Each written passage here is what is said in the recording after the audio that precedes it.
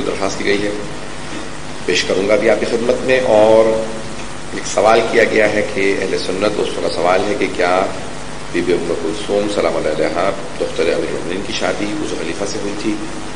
ایسا نہیں ہے، اس پہ بہت سی کتابیں لکھی گئی ہیں. مختصراً عرض کر رہا، توجہ ہے سب کو؟ آواز آ رہی ہے؟ اس میں خود مرحوم سید ناصر حسین موسوی، جنہیں ناصر الملت کہا جاتا تھا، لکھنؤ کے بہت بڑے عالم گزرے، جن کے والد میر سید حامد حسین موسوی نے ولایت کے موضوع پہ شیعوں کی سب سے بڑی کتاب لکھی. کہ ایران اور عراق میں بھی اتنی بڑی کتاب نہیں لکھی گئی. کتاب کا نام ہے ابقات الانوار. ابقات، عین سے ابقات، ابقا پھول کو کہا جاتا ہے، اس کے ابقات، اور انوار نور کا نہیں بلکہ نور سے ہے، یعنی خوشبو، ولایت کے پھولوں کی خوشبو. اور 45 جلدوں پہ انہوں نے کتاب لکھی ہے مولا علی کی ولایت کے دفاع.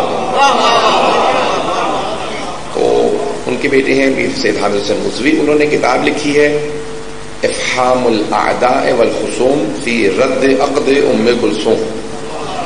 عربی میں 2 جلدوں پہ کتاب ہے کہ وہ افراد جو کہتے ہیں کہ جناب ام کلثوم کی شادی ہوئی تھی دوسرے خلیفہ سے، اس کی رد میں انہوں نے پوری 2 جلدیں کتاب لکھی. خود جنوبی پنجاب سے ظاہراً ڈیرہ اسماعیل خان سے ہیں، جو کہ خیبر پختونخوا میں ہیں، لیکن مولانا مرحوم شہید غلام حسین نجفی صاحب نے، جن کو لاہور میں شہید کر دیا گیا تھا، جامع المظلم میں تھے، انہوں نے سہم مسموم فی رد عقد ام کلثوم پوری کتاب لکھی ہے کہ جناب ام کلثوم کا عقد نہیں ہوا. تو اس میں پورے انہوں نے تفصیلی جواب لکھے. موجودہ اس وقت جو ایک بہت بڑے ایران کے رائٹر ہیں سید آیت اللہ سید علی میلانی کے نام سے، انہوں نے پورا جواب لکھا. میں خلاصتاً جواب پیش کروں گا کیونکہ یہ خود کئی گھنٹے کا موضوع ہے. میں مختصراً جواب پیش کرنا چاہ رہا ہوں کہ سننا چاہیں. پہلی بات یہ ہے کہ ان تمام علماء نے کہا ہے کہ اگر جناب ام کلثوم کا عقد ہوا ہوتا دوسرے خلیفہ سے، تو یہ جو پہلے 200 سال میں تمام ہمارے اہل سنت علماء نے زور لگایا ہے یہ ثابت کرنے کے لیے کہ اہل بیت کے صحابہ کے تعلقات اچھے تھے، کہ خلفاء کے اہل بیت کے ساتھ تعلقات اچھے تھے، تو انہوں نے بہت زور لگایا یہ ثابت کرنے میں. ہمارا نظریہ ہے کہ تعلقات اچھے نہیں تھے. تو اگر تعلقات اچھے ہوتے اور ان کے پاس انہوں نے بہت سی دلیل دی کہ یہ تعلقات اچھے تھے، تو بھئی اگر اچھے تعلقات یعنی تو انہوں نے دلیل دی ہوتی. نہ امام بخاری نے لکھا کہ شادی ہوئی تھی، نہ امام مسلم نے لکھا، نہ ترمذی نے لکھا، نہ ابن ماجہ نے لکھا، نہ امام نسائی نے لکھا، نہ امام مالک نے لکھا، نہ امام احمد بن حنبل نے لکھا مسند میں، نہ امام ترمذی نے لکھا. جب ان میں سے کسی نے نہیں لکھا، 8 کتابوں میں 9-10 کتابوں میں جو معتبر ترین کتابیں اہل سنت کی حدیث کی کتابیں شمار ہوتی ہیں، جب ان میں سے 200-250 سال میں 300 سال میں کسی نے نہیں لکھا کہ شادی ہوئی تھی، تو بعد میں 500 سال بعد میں آنے والوں کی باتوں کو ہم نہیں مانتے. بات واضح ہو رہی ہے؟ تو پہلے 300 سال میں کسی نے نہیں لکھا ہمارے بھائیوں میں سے کہ بھی شادی ہوئی تھی. اگر ہوئی ہوتی تو وہ شد و مت سے پیش کرتے. ان کا پیش نہ کرنا یہ بات ثابت کر رہا کہ شادی نہیں ہوئی. دوسری دلیل یہ ہے کہ خود پیغمبر اسلام نے فرمایا ہے جب بیٹیوں کا رشتہ دو تو تلاش کرو ان کا کوئی کف ہو، کوئی ان کا ہم پلہ ہو. اور خود جناب سرور کائنات فرماتے ہیں کہ اگر علی نہ ہوتے تو میری بیٹی فاطمہ کا کوئی کف نہ ہوتا.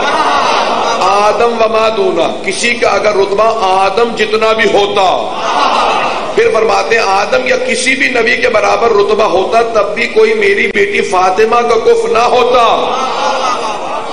بھائی ٹی ویوں میں بحث چلی تھی نا کہ علی انبیاء سے افضل ہے یا نہیں ہے. پیغمبر کہہ رہے ہیں یہ سارے نبی میری بیٹی کے برابر نہیں، ان میں سے کوئی میری بیٹی کا کف نہ ہوتا. کیوں؟ کیونکہ ان کا رتبہ کم ہے، فاطمہ کا رتبہ زیادہ، بس علی ہی فاطمہ کا کف ہے. جب فاطمہ افضل ہے تو علی بھی افضل ہے.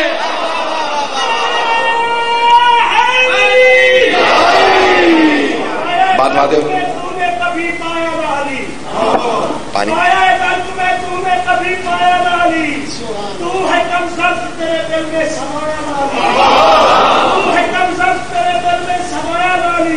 اس نے باغان کا منبر بھی بنایا لیکن اتنی اونچائی سے تمہیں پھر بھی نظر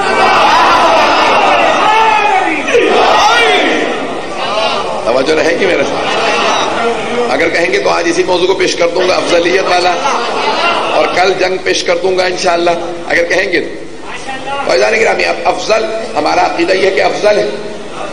تو اب جب پیغمبر اسلام نے فرما دیا کہ ہمیشہ بیٹیوں کا کف دیکھ کے رشتہ کرو، یہ آپ کی زبان میں کہوں کہ کف سمجھتے ہیں نا، سورہ اخلاص ذہنوں میں ہے وَلَمْ يَكُنْ لَهُ كُفُوًا أَحَدٌ، اللہ کہتا ہے اللہ کا کوئی کف نہیں ہے.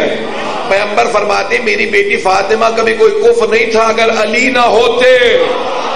یعنی جناب سرور کائنات فرما رہے ہیں کہ میں فاطمہ کی شادی ہی نہ کرتا اگر علی نہ ہوتے. یعنی آپ کی زبان میں کہوں جوڑ یعنی برابری، اگر جوڑ ہوتا ہے تو رشتہ کرنا چاہیے. تو جناب سیدہ کا اگر جناب امیر نہ ہوتے تو کوئی بھی کف نہیں تھا، تو جناب امیر کی بیٹیوں کا بھی کوئی کف نہ ہوتا اگر ان کے دونوں بھتیجے نہ ہوتے. جناب جعفر طیار کے 2 بیٹوں سے شادی ہوئی ہے، جناب عبداللہ ابن جعفر طیار سے جناب زینب کبریٰ کی، اور جناب اون ابن جعفر طیار سے جناب ام کلثوم کی. جب موجود ہیں، نام موجود ہیں، پتہ نہیں لوگ ہیں جب شوہر کا نام موجود ہے تو پھر اوروں سے نسبت دینا یہ خود گناہ ہے. نہ جانے کس عیب کو چھپانے کے لیے رشتے تلاش کرنے کی کوشش کی جا رہی ہے.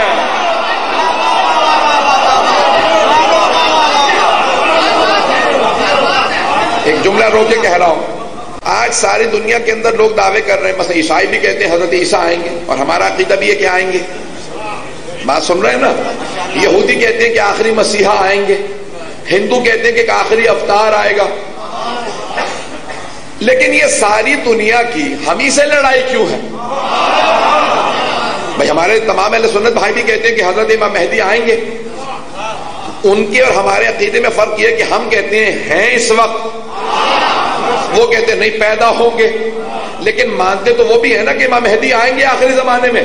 بے ساری کتابوں میں ہے، سب کتابوں میں. صحیح بخاری میں صحابہ نے پوچھا یا رسول اللہ آپ نے فرمایا کہ آپ کے 12 مسیح ہوں گے، آپ کے 12ویں مسیح کا نام مہدی ہوگا اور وہ آخری زمانے میں آئیں گے. اور پھر آپ نے کہا میرا بھائی عیسیٰ بھی آئے گا. یا رسول اللہ جب امام مہدی اور حضرت عیسیٰ دونوں موجود ہوں گے تو سب نماز کون پڑھائے گا؟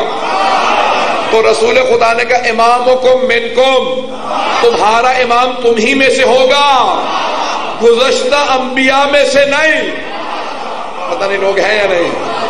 اب لوگ کہتے ہیں کہ حضرت علی افضل نہیں ہے انبیاء سے. رسول خدا صحیح بخاری میں فرما رہے ہیں کہ جب میرا بیٹا مہدی آئے گا، میرا 12واں مسیح آئے گا تو عیسیٰ موجود ہوں گے. امام زمانہ جب پہنچیں گے فلسطین بیت المقدس میں تو حضرت عیسیٰ ظہور کر چکے ہوں گے. امام مہدی کہیں گے حضرت عیسیٰ سے بسم اللہ چچا نماز پڑھائیے، تو حضرت عیسیٰ کہیں گے آپ کے ہوتے ہوئے میری جرت ہے کہ نماز پڑھا دوں، آپ نماز پڑھائیں گے. تو پیغمبر نے کہا میرا بیٹا مہدی نماز پڑھائے گا. ارے وہ علی کے جن کا 12واں بیٹا عیسیٰ کو نماز پڑھائے، کیسے ممکن ہے کہ عیسیٰ پہلے کے پیچھے نماز نہ پڑھیں؟ بات واضح ہو گئی ہے. اذان گرامی بہت سی دلیلیں دی گئی ہیں. اب میں ایک اور دلیل دینا چاہتا ہوں جناب ام کلثوم کے حق سے متعلق، کہ جناب ام کلثوم کی جو وصال ہے، ان کا وفات ہے، وہ کربلا کے بعد ہے. تمام شیعہ سنی علماء نے لکھا 61 ہجری میں واقع کربلا، اس کے بعد ان کا انتقال ہے. ماں اگر سوتیلی بھی ہو تو بیٹوں کو حق ہے جنازے میں آئے، لیکن نہیں ملتا. اس وقت عبداللہ بن عمر زندہ تھے، انہوں نے آ کے نہ جنازے میں شرکت کی، نہ آئے، نہ امام نے کہا بھی بلا لو. سوتیلا صحیح بیٹا تو ہے، پتہ نہیں لوگ ہیں یا نہیں ہے. بات پہنچ رہی ہے؟ بے وہ موجود تھے لیکن جنازہ چوتھے امام نے پڑھایا. اہل بیت کے گھرانے میں سارا اہتمام ہوا. جنت البقیع میں مولا نے دفنایا. تو عزیزان گرامی اگر رشتہ داریاں ہوتی تو مولا خود ہی کہتے سوتیلے صحیح بلاؤ تو صحیح. یہ امام کا نہ بلانا اور ان کا شکوہ نہ کرنا بتا رہا ہے رشتہ داریاں نہیں تھی.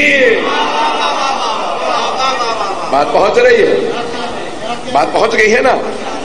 ایک اور بات یہاں پہ پیش کر رہا ہوں اور بس یہ آخر دل سمجھ لیجیے گا. مجھے جناب امیر سے متعلق کچھ فضائل کی درخواست کی گئی تھی, میں وہی پیش کروں گا. تو عزیزان گرامی, اور پردہ کرنا یہ اسلام میں نہ محرم سے پردہ واجب ہے, محرم سے پردہ نہیں ہے, محرم سے پردہ نہیں ہے, نہ محرم سے واجب ہے. بات پہنچ رہی ہے؟ تو اب اہل بیت علیہ السلام کا, خصوصاً جناب ام کلثوم کا تمام سے پردہ کرنا بتا رہا ہے کہ محرمیت نہیں تھی. پتہ نہیں بات پہنچی یا نہیں پہنچی. ایک اور بات پیش کر دوں. حضرت اسما جو جناب جعفر طیار کی بیوہ تھیں, پھر پہلے خلیفہ کی بیوہ تھیں, اور ان سے بیٹے ہیں محمد ابن ابی بکر اور ام کلثوم, ایک بیٹا اور ایک بیٹی. ماں کا اثر تھا کہ دونوں بچے جناب امیر کے مخلص سے, پتہ نہیں پہنچا پایا ہو یا نہیں.